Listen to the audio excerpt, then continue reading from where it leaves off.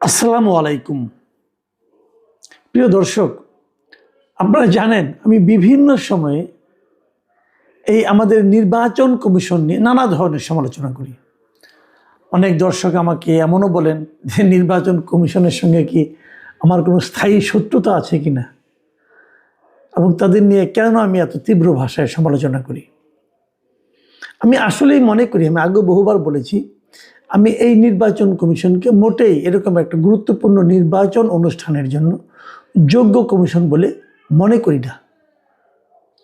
আমি একাধিক কারণ উল্লেখ করেছি যে তারা যাদের রিটার্নিং অফিসার নিয়োগ করেছেন, বিভিন্ন জেলা প্রশাসক যারা আছেন, তারা এই যে হা না ভোটের জন্য একটা পক্ষে তারা প্রচারণা চালিয়েছে, এবং এই প্রচারণা চালানোর মাধ্যমে নির্বাচন কমিশনই বলেছে যে তারা দণ্ডনীয় অপরাধ করেছে। তাদের ব্যাপারে নির্বাচন কমিশন এখন পর্যন্ত কোনো শাস্তিমূলক ব্যবস্থাও গ্রহণ করে নাই। এই সমস্ত লোকগুলি যারা দণ্ডনীয় অপরাধ করেছে নির্বাচনের পরিচালনার ক্ষেত্রে, তাদেরকে দিয়ে আবার নির্বাচন পরিচালনার জন্য তারা বসে আছে। এটা অন্যায়। যাই হোক, সেগুলো নিয়ে আমি অনেকবার বলেছি, ওগুলো আবার রিপিট করতে চাই না।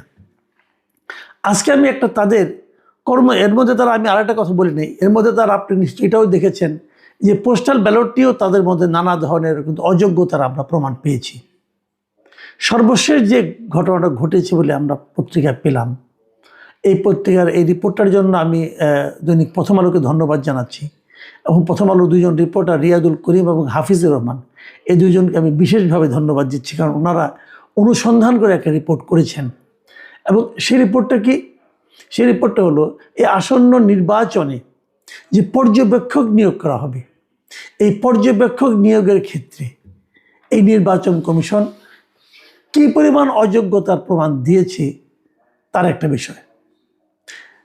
এই গণভোট এবং জাতীয় সংসদ নির্বাচন, এটা পর্যবেক্ষণের জন্য আমাদের দেশের 81টি প্রতিষ্ঠানকে তারা অনুমোদন দিয়েছে। 81 এবং এই 81টা প্রতিষ্ঠানের মোট পর্যবেক্ষকের সংখ্যা হলো 55,500 মতো, 450-54 এরকম, মানে 55,000, অ্যাকুরেট ফিগার হলো 454 জন এদের পর্যবেক্ষক তারা থাকবে।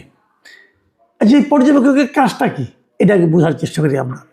পর্যবেক্ষকের কাজ, যখন নির্বাচন যখন হবে, তখন এই পর্যবেক্ষকরা ঘুরে ঘুরে দেখবে যে নির্বাচনটা কেমন হচ্ছে, এবং দেখার পর তারা কি দেখতে পেল সেটা লিখিত আকারে তারা পরবর্তী সময়ে নির্বাচন কমিশনকে অবহিত করবে। বলবে নির্বাচন ভালো হয়েছে, খারাপ হয়েছে, এই জায়গায় ভালো হয়েছে, ওই জায়গায় খারাপ হয়েছে, এই এলাকার 10টা কেন্দ্রে খারাপ হয়েছে, বাকি কেন্দ্রগুলিতে ভালো, এইরকম যা তারা দেখবে সেটা তারা রিপোর্ট করবে। তাহলে কি হবে? এই রিপোর্টগুলি করার জন্য তাদেরকে কিন্তু প্রত্যেকটা কেন্দ্রে যাওয়ার অধিকার দিতে হবে। তাহলে তারা কী করে বুঝবে? তারা সবগুলি কেন্দ্রে ঢুকতে পারবে, বেরোতে পারবে যখন তখন, তাদেরকে কেউ না করতে পারবে না। তার মানে এটা কিন্তু একটা বড় ক্ষমতা। বড় ক্ষমতা কেন? যারা নির্বাচন, ধরেন একটা জায়গায় 10 জন ক্যান্ডিডেট আছেন, এই 10 জন ক্যান্ডিডেট কিন্তু ওই এলাকার সবগুলি ভোট কেন্দ্রে নিয়মিত যেতে পারবেন তার ইচ্ছা অনুযায়ী। 1 নম্বর 2 নম্বর তার নিজস্ব একটা যানবাহন দিয়ে তিনি সব জায়গায় কেন্দ্রে ঘোরাঘুরি করতে পারবেন। এবং এই যে সব জায়গায় ঘোরাঘুরি করতে পারা, এটা কিন্তু একটা খুব প্রয়োজনীয় কাজ।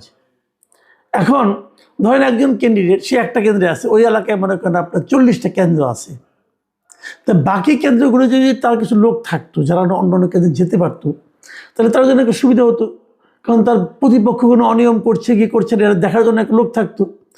আপনি হয়তো বলবেন সব কেন্দ্রেই তো তার এজেন্ট আছে, থাকলেও কোনো কোনো জায়গায় হয়তো এজেন্টটা বেশি কিছু বলতে পারে না, দুর্বল এজেন্ট হয়ে যায়, কিন্তু সবগুলোতে যেতে পারার কিন্তু একটা আলাদা সুবিধা আছে।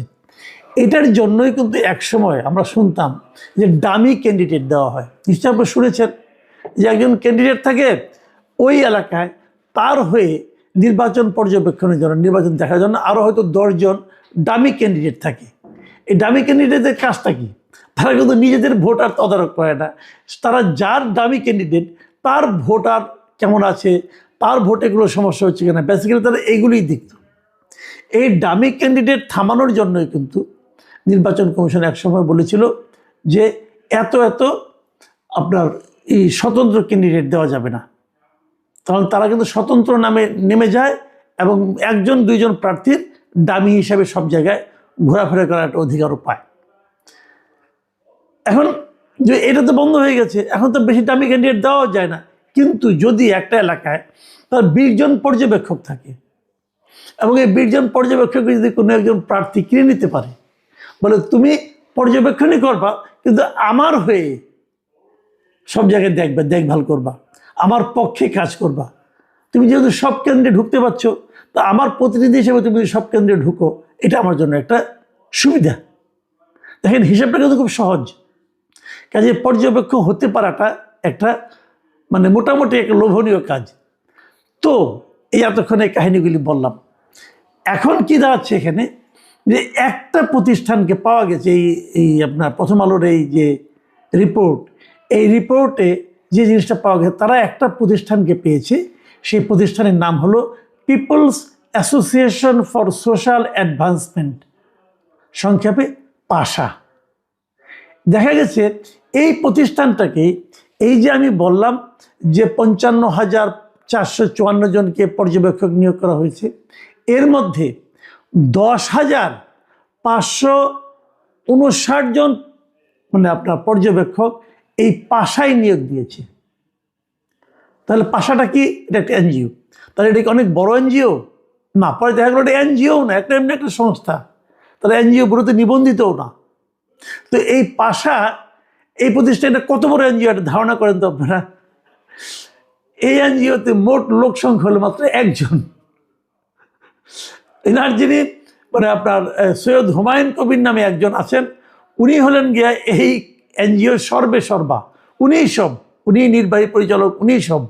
মানে এই এনজিওতে কোনো লোকজনও নাই, উনি একাই এই 10,000 লোককে কী করে নিয়োগ দিলেন, অথবা উনি 10,000 লোককে নিয়োগ দিতে পারবেন এই জিনিসটা নির্বাচন কমিশন কি করে বুঝলো?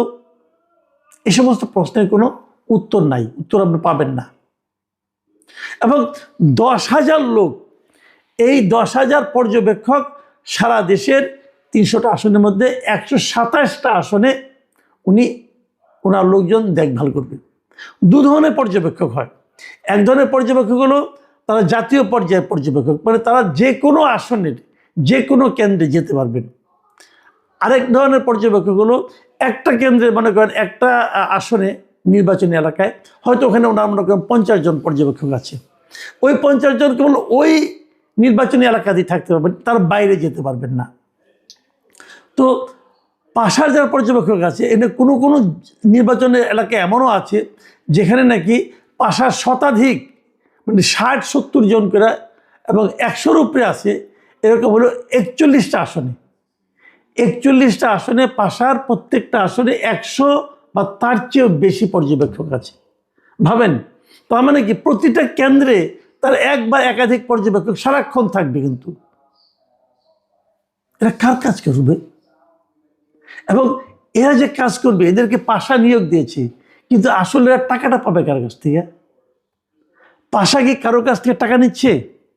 পাশা কি বিশেষ কোনো প্রার্থীকে সুবিধা পাওয়া দেওয়ার জন্য বলছে যে আপনি আমাকে এই 10 লাখ টাকা দেন, আপনাকে আমি 100 পর্যবেক্ষক দেব যারা আপনার হয়ে কাজ করবে?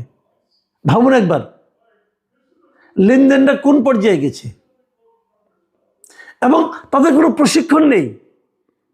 এই 2 রিপোর্টার যাদের নাম বললাম, ওনার সঙ্গে আলাপ করেছেন, করে জিজ্ঞাসা করেছেন এই নির্বাহী পরিচালক হুমায়ুন কবিরকে যে আপনারা এদেরকে নিয়োগ দিয়েছেন, এদেরকে কোনো প্রশিক্ষণ দিয়েছেন আপনি? ওইখানে কোনো প্রশিক্ষণ নাই। তো মানে পর্যবেক্ষণ কীভাবে করবে, এই জন্য তাদের কোনো প্রশিক্ষণও নাই। উনি বলেছেন এদের যারা দলনেতা থাকবে তাদের প্রশিক্ষণ দেওয়া হবে। দলনেতা আবার কি?